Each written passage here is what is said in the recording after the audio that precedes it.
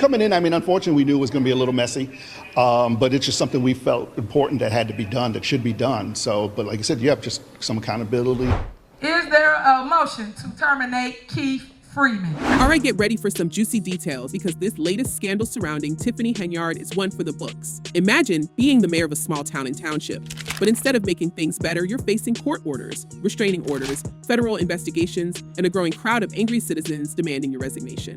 Well, that's exactly what's happening to Tiffany Henyard, the embattled mayor of Dolton, Illinois, and supervisor of Thornton Town. Hey guys, this is Super Mayor Tiffany Henyard, the people's mayor and people's supervisor. But let's not get ahead of ourselves.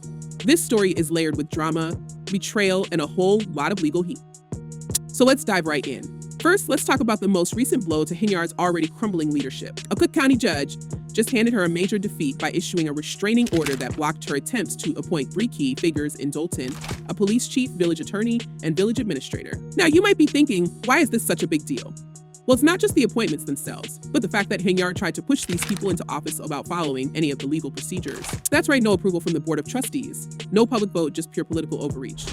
Last month, the judge issued a temporary restraining order blocking her from making those appointments without approval from trustees. So the judge didn't hold back either. He made it clear that Henyard's appointments were illegal and went as far as to say the mayor has to follow the law and can't make appointments from her house. Gouch, can you imagine? A sitting mayor being told off like that in court. The judge's decision wasn't just a slap on the wrist, it was a full-on rejection of Henyard's power grab. Her handpicked village administrator, Michael Smith, along with police chief Ronnie Burge and attorney Stelnakis, were left out in cold, unable to step into the roles they were promised. Of court, the judge today declining to hold her in contempt, but did warn her that if she did not follow the ruling, he would. And the cherry on top, the judge also warned that if Henyard continues to let these appointees show up to Village Hall, she could face contempt of court charges. So you can almost hear the sound of doors slamming shut on this mayor's bold moves. Now, why would Henyard push so hard for these appointments? Well, it's all about control. If she could place her loyal allies in these top positions, she'd have the perfect setup to run Dolton exactly how she wanted with no oversight. But now, her plans have hit a legal brick wall, and trust me, this is just the tip of the iceberg. I think you should pay everybody. Is it a reason why you guys are not paying whatever that vendor is? What was it for? It was for shirts. That's what it's for. You just got it. So while this court battle plays out, Henyard is dealing with even bigger issues in her role as supervisor of Thornton Township. Federal investigators have been breathing down her neck, digging into what seems to be a pattern of corruption and financial mismanagement. If you thought the court orders were bad, wait until you hear about the subpoenas. So the FBI has demanded everything from employment records to financial reports, receipts, contracts, anything that could shine a light on what Henyard's been doing with taxpayer money. And let's be real, when the feds start poking around, it's never a good sign. This administration is shameful. Y'all are a disgrace. We're watching the fall of this administration. At the center of this federal investigation is Henyard's role as the head of the Tiffany Henyard Cares Foundation, a charity that's supposed to be doing good work but has a suspicious lack of financial transparency. Federal agents want to know where the money's going and who's benefiting. The investigation doesn't stop there, it stretches into contracts with vendors and law firms connected to Henyard's office, as well as expenses related to her trips to Springfield, Washington, D.C., and Las Vegas. That's right, folks, the mayor is being asked to explain her lavish travels. And from the looks of things, she hasn't been traveling on her own dime. I do not handle anything as relates to with credit cards. As you heard me speak today in my board meeting about, I do not handle that. Some of those charges are for you, though. No, sir. These federal subpoenas are exhaustive, and they still have no stone unturned. What's most shocking is the wide net being cast, with investigations pulling in not just Henyard, but her inner circle as well. Think about that every financial decision, every contract, every dollar spent is now under scrutiny. So it's almost like the walls are closing in. And for Henyard, it couldn't come at a worse time. While Henyard is battling the courts and federal agents, she's also facing the wrath of the public. The people of Dolton and Thornton's and Township are fed up, and they're not holding back. Protests have been erupting, with residents demanding that she step down immediately. And let's not forget the backlash over how she's handled public funds. It seems every week. There's a new scandal from unapproved contracts to thousands of dollars spent on things that have nothing to do with serving the people.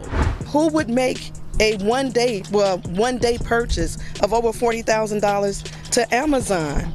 And the main thing is, What is it? One of the biggest outrages comes from taxpayer-funded billboards plastered with Henyard's face and name, promoting what? Herself. These billboards are the ultimate example of her self-promotion on the public's dime. And then there's the now infamous Amazon purchase 40,000 in one day, completely unaccounted for. People are asking, what could she possibly have bought for that much? The lack of transparency is infuriating residents, and it's easy to see why. Their hard-earned money is being funneled into who knows what, while the town struggles with its finances. But it doesn't stop there. Henyard's leadership style has bred chaos and dysfunction, especially when it comes to the way she handles her allies. Let's talk about Gerald Jones. He worked at the Thornton Township Food Assistance Program and had the audacity to report a rodent infestation. Pretty standard, right? You see something wrong, you report it. But in Henyard's world, that was a huge mistake. I am about to address some things as the supervisor. There will be no comments, there won't be anything. It'll just be me addressing you guys to tell you what's going on. After reporting the infestation, Jones found himself on the receiving end of some serious retaliation. Keith Price, who was appointed by Henyard to run the food program, made sure to make Jones's life miserable. Threats, intimidation, and public humiliation became part of Jones's daily routine. And when he complained, it only got worse. Price, acting with Henyard's blessing, denied Jones overtime shifts, and even threatened to take things outside if he didn't back down. It was a toxic work environment, to say the least, with Jones eventually walking away, fearful for his safety. So what's even more troubling is that Henyard did nothing to stop it. In fact, she seemed to condone the behavior. It paints a picture of a leader who not only allows misconduct, but actively supports it when it benefits her agenda. She paid when pretend why It's no wonder that Jones has filed a lawsuit against the township, claiming retaliatory discharge and workplace harassment. And this lawsuit is just one of many that Henyard is now facing. All saying, no, he's not employed by us. So you have got just this gyration. Now, let's return to Dolton, where the drama continues. In the midst of all this chaos, Henyard tried to fire the village administrator, Keith Freeman, without going through the proper channels. Surprise, surprise, Freeman, who has been a controversial figure in his own right, wasn't even allowed to defend himself before Henyard declared him out of a job. And in a move that seemed straight out of a political thriller, Henyard reportedly had her boyfriend, former Deputy Police Chief Louis Lacey, standing guard to make a fuss. The situation only got more absurd when Henyard claimed Freeman was fired during a board meeting, even though the board hadn't taken any formal action to dismiss him. It was a clear power play, with Henyard trying to bypass the very system of checks and balances that keeps local government running. But this time, the Board of Trustees wasn't having it. They refused to accept Freeman's termination, and to add to the chaos, they wouldn't let her push through the appointments of her handpicked replacements. A legal appointment, that's what the trustees I talked to are calling this. They say the news took them by surprise, and now they're talking to legal counsel to figure out their next steps. So in response, Henyard doubled down, pushing Michael Smith into the role of village administrator and ignoring the fact that her appointment of him hadn't been approved. She also appointed Angel Lockett as village attorney and Ronnie Burge as police chief, all without any input from the board. At this point, it's pretty clear that Henyard believes she's above the law, acting like a ruler rather than a mayor. So the restraining orders that followed were just another reminder that her unchecked authority is crumbling.